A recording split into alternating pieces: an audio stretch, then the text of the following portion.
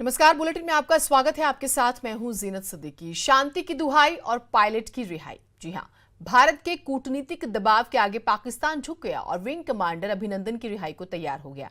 आज पाकिस्तान अभिनंदन को रिहा करेगा। यह हिंदुस्तान का अभिनंदन है और अभिनंदन का वेलकम है। स्वागत, वंदन, अभिनंदन, ये देश का अभिनंदन है। हिंदुस्तान की जीत का अभिनंदन है। कूटनीतिक जीत का अभिनंदन है। नई नीति और नई रीति का अभिनंदन है। जिस अच्छी खबर का इंतजार 125 करोड़ हिंदुस्तानियों को था, आखिर वो आ ही गई। वीर पायलट अभिनंदन पाकिस्तान से हिंदुस्तान लौटेगा। हिंदुस्तान का पायलट हमने पकड़ा हुआ है। हम एज ए पीस जेस्टर हम उसको कल रिहा करने लगे हैं हिंदुस्तान को वापस। तो अभी एक पायलट प्रोजेक्ट हो गया, अभी रियल करना है, पहले तो प्रैक्टिस थी। भारत की चेतावनी का ही असर है कि कल तक विंग कमांडर अभिनंदन को लेकर सौदेबाजी कर रहा पाकिस्तान आज झुक गया है।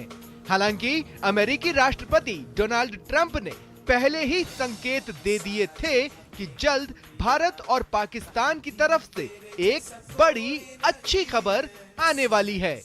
And we have some reasonably decent news. I think hopefully that's going to be coming to an end. It's been going on for a long time, decades and decades. There's a lot of dislike, unfortunately. So we've been in the middle trying to help them both out, see if we can get some organization and some peace. America की मध्यस्थता के बाद पाकिस्तान झुक गया है और बिना किसी शर्त के विंग कमांडर अभिनंदन की रिहाई पर हामी भी भर दी। अब पूरा देश वीर पायलट के वेलकम को तैयार है।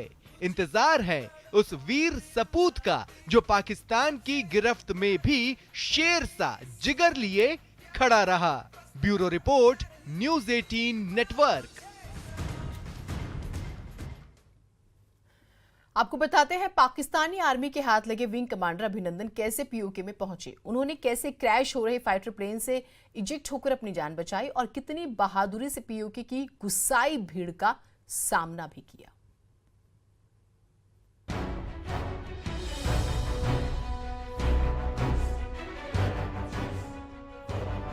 जिस वक्त विंग कमांडेंट अभिनंदन पाकिस्तानी फाइटर प्लेन को वापस पाकिस्तान की ओर खदेड़ते हुए एलओसी की ओर बढ़ रहे थे, उन्होंने पाकिस्तानी पायलट को भागने पर मजबूर तो कर दिया, लेकिन वो कब एलओसी को क्रॉस कर पीओके में पहुंच गए उन्हें पता नहीं चल सका। तभी उनका मिग-21 फाइटर प्लेन क्रैश करने लगा।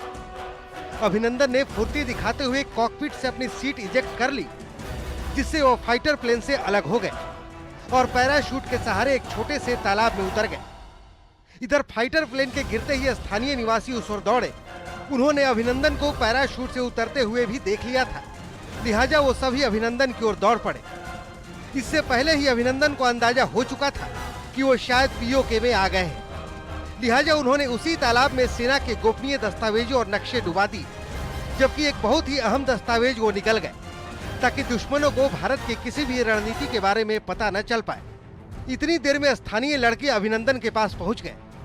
विंग कमांडर अभिनंदन ने इन लड़कों से पूछा कि ये गांव पाकिस्तान में है या भारत में। इस पर एक लड़के ने जवाब दिया कि ये भारत है। इस पर अभिनंदन ने सच्चाई का पता करने के लिए देशभक्ति के कुछ नारे लगाए। फिर उन्होंने पूछा कि ये भारत का कौन सा इलाका है। इस पर एक लड़के ने जवाब दिया कि किलान। तब विंग कमांडर अभिनंदन ने कहा कि उनकी पीठ में चोट आई है और उन्हें पानी चाहिए। तभी एक युवक ने पाकिस्तानी आर्मी जिंदाबाद के नारे लगाने शुरू कर दिए। इस पर विंग कमांडर अभिनंदन ये समझ गए कि वो पीओके में है।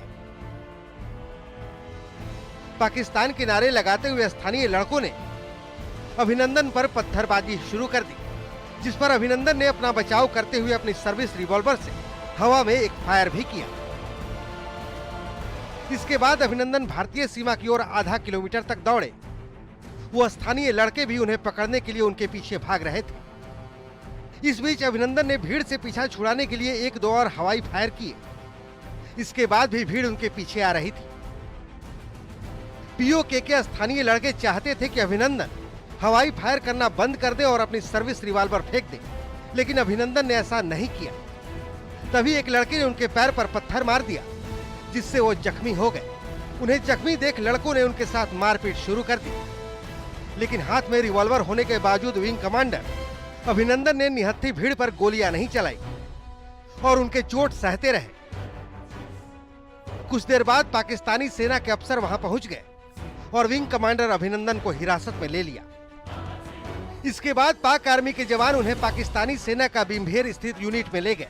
जब पाक आर्मी के अफसरों ने उनसे निजी डिटेल मांगी तो उन्होंने जिनेवा कन्वेंशन के तहत उन्हें सिर्फ अपना नाम, अपना सीरियल नंबर और इंडियन एयरफोर्स में अपनी पोजीशन ही बताई और यह भी बताया कि वो हिंदू है।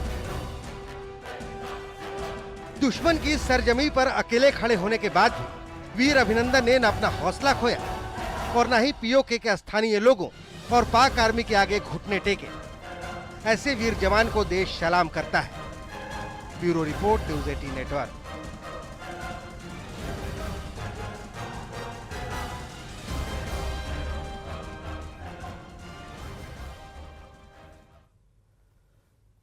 अभिनंदन की रिहाई के फैसले को पाकिस्तान चाहे किसी भी नजर से देखे, लेकिन पूरी दुनिया इसे भारत के अभिनंदन के तौर पर देख रही है।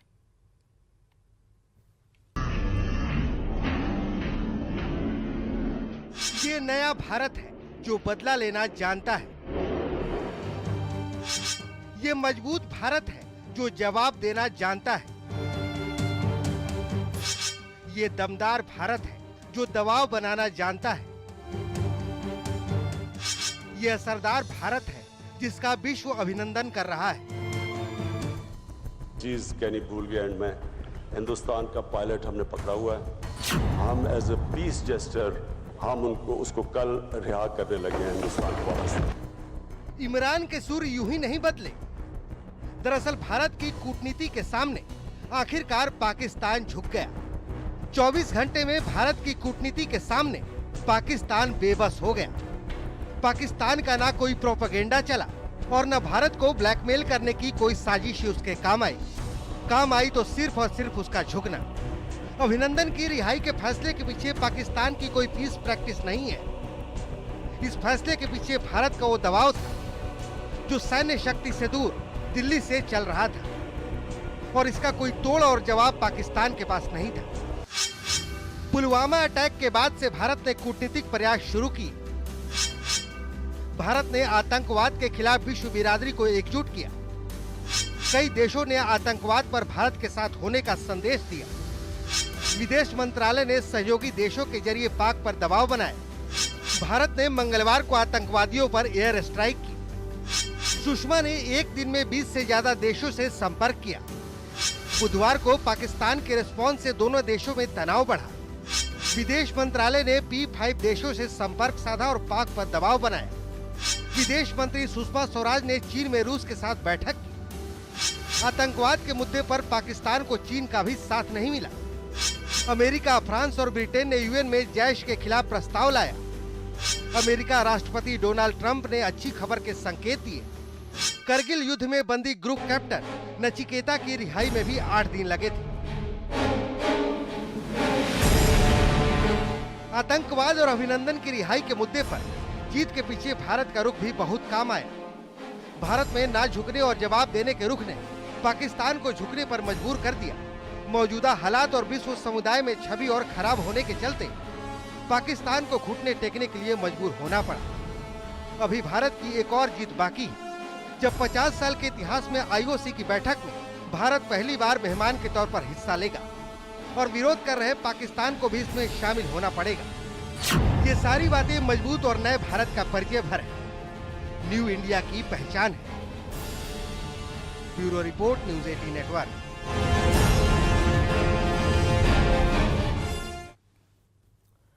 भारतीय सेना ने एक बार फिर से हुंकार भरी। साझा प्रेस कॉन्फ्रेंस में भारत की तीनों सेनाओं ने पाक को फिर चेताया कि कोई भी हिमाकत की तो नेस्तो नाबूद कर देंगे।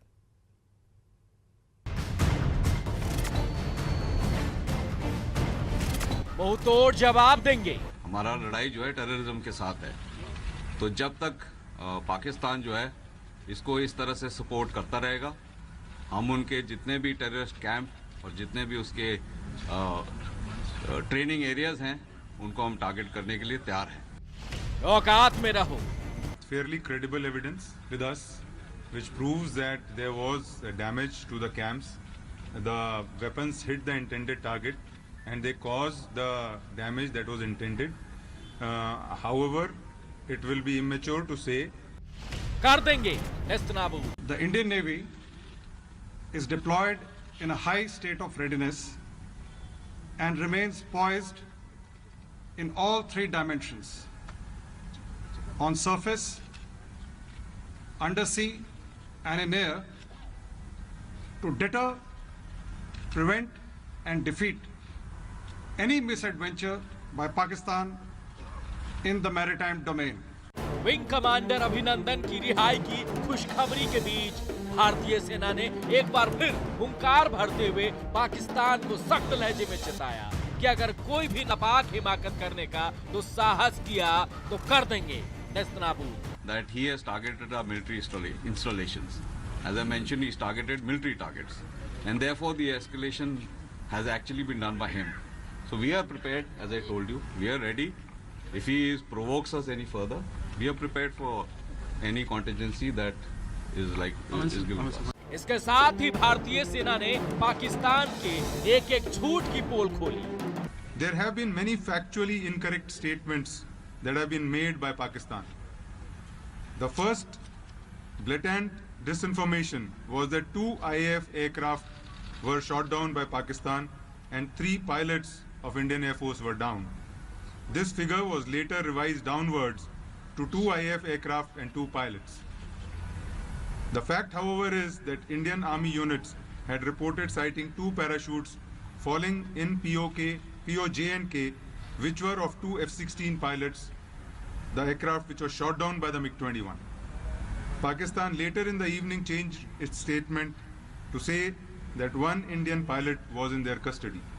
Therefore, it was only by late evening that Pakistan accepted the fact. भारतीय सेना ने पाकिस्तान के F-16 का इस्तेमाल नहीं करने के झूठ का भी पर्दाफाश कर दिया, वो भी पूरे सबूतों के साथ। फिलहाल भारतीय सेना ने एक बार फिर साफ कर दिया कि उनकी लड़ाई किसी देश विदेश के खिलाफ नहीं बल्कि आतंक के खिलाफ है, लेकिन अगर उसकी राह में पाकिस्तान खड़ा होने की कोशिश करेगा तो बर्बाद कर दिया जाएगा। Bureau report, news 18।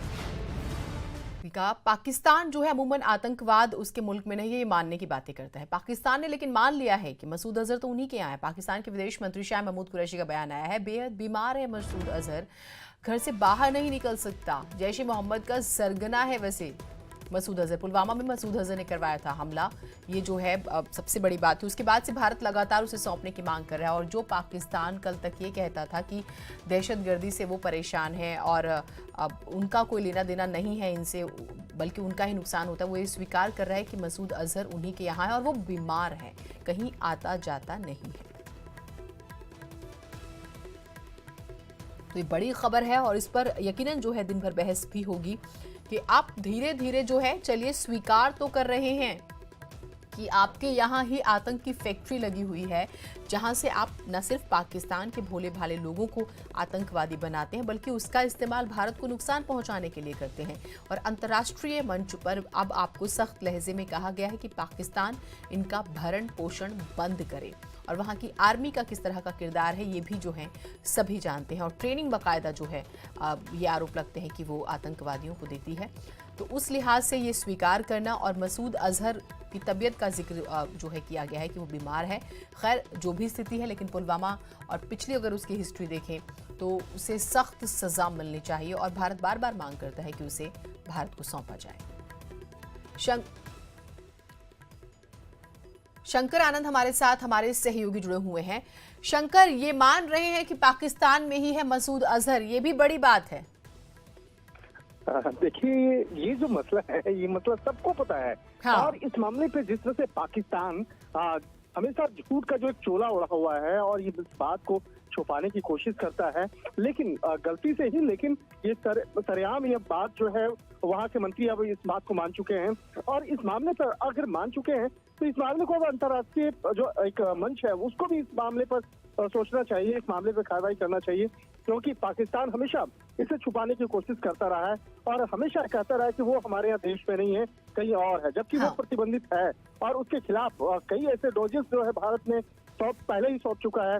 चाहे बात हो मुंबई अटैक की बात करें या भारत के अंदर में पठानकोट अटैक की बात करें, कई ऐसे जो हमले हुए हैं और ये साफ तौर पे उसकी जो भूमिका है, उसका जो ऑडियो वीडियो और तमाम जो सर्विलांस सिस्टम से जो सबूत इकट्ठा किया गया था, उस सभी सबूत को वहां पे पेश किया गया था और उस डोजर के माध्यम से पाकिस्तान को दिया गया, लेकिन उसे जिस तरह से छुपाने की कोशिश की जा रही थी, अब वो साफ तौर पे वहाँ के मंत्री और वो भी इतने वरिष्ठ मंत्री इस बात को स्वीकार करते हैं और साफ तौर पे उन्होंने जिस तरह से स्वीकार किया है, अब वो कह रहे हैं कि हाँ वो बीमार है वहाँ। इस मामले पर वाकई में कार्रवाई करने की जरूरत है, आवश्यकता है और इस मामले पर अब पाकिस्तान किस तरह से रिएक्ट करेगा, किस तरह से पाकिस्तानी प्रधानमंत्री इमरान खान इस मामले को कैसे लेते हैं, किस तरह से बकायदा अब वो भारत के सामने क्या शक्ल दिखाएंगे, तो ये देखना लाजमी होगा, क्योंकि आप सरेआम उसे छुपाने की कोशिश करते हैं, लेकिन आपके मंत्री के जवान से खुद इजहार हुआ है कि वो वहीं पे है और वो फिलहाल ठीक बात है, वो पाकिस्तान में है, लेकिन ये भी कह रहे हैं कि वो बीमार है तो क्या करें, जिस तरह की करनी है उसकी सजा तो उसको मिलनी चाहिए, लिहाजा भारत को उसे सौंपना चाहिए। बहुत शुक्रिया शंकर आपका। बुधवार को कश्मीर के बडगाम के पास M117 हेलीकॉप्टर क्रैश में शहीद हुए को पायलट दीपक पांडे का पार्थिव शरीर कानपुर पहुंचा। वो कानपुर के मंगला बिहार इलाके के रहने वाले थे। कैबिनेट मंत्री सतीश महाना समेत कई नेता और स्थानीय लोग उनके घर पहुंचे और उन्हें श्रद्धांजलि दी। दीपक पांडे का अंतिम संस्कार जो है आज किया जाएगा। अमित गंजू हमारे साथ, हमारे सहयोगी लाइव जुड़े हुए हैं। अमित जी, इस तरह की खबरें जब हम बता रहे होते हैं तो एक अलग सा पेन होता है, आपके पास शब्द नहीं होते हैं। हमने पिछले दिनों पुलवामा को लेकर जो खबरें आई थी उसका भी जिक्र किया। परिवार इस तरह से उसका बेटा वापस आएगा ये नहीं सोचता, लेकिन फक्र भी महसूस करता है कि देश सेवा में जो हैं शहीद हुए हैं।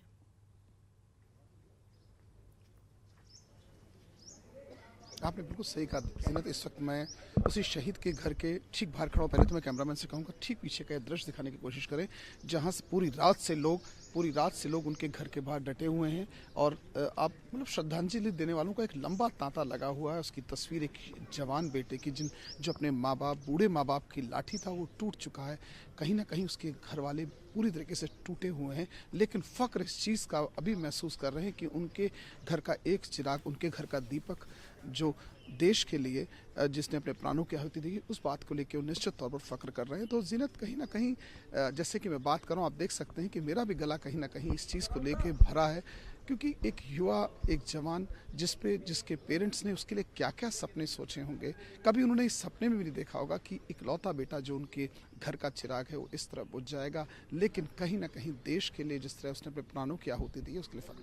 अब कल जिस तरह नेताओं का यहाँ तांता लगा रहा, अब से कुछ देर में डिप्टी सीएम यहाँ पहुँच रहे हैं और यहाँ से क्योंकि कल देर शाम उनका पार्थिव शरीर ससम्मान पूर्वक 7 ईयर्स फोर्स हॉस्पिटल में आया। उसके बाद उसे पूरे सम्मान के साथ उसे वहाँ रख ले जाया गया और 402 के जो हॉस्पिटल है एयरफोर्स का, उसमें मॉर्चरी में रखा गया। और अब से कुछ ही देर बाद उनके उस पार्थिव शरीर को ले आके जो इब्रल हॉल है, एयरफोर्स का इब्रल हॉल है, उस हॉल में ले जाके उनको पूरे जो उनकी रीत रिवाज है उसके साथ सम्मान दिया जाएगा। और उसके बाद उन्हीं की अपनी एयरफोर्स की जो वैन पूरी सजाई गई है, उनकी जो अंतिम यात्रा। ठीक, अमित जी आपसे जो है हम और बातचीत जो है करेंगे इस बारे में। फिलहाल जो है बहुत शुक्रिया आप हमारे साथ जुड़े और हमारी दुआएं हैं, हम यही चाहते हैं कि परिवार को जो है वो हिम्मत मिले।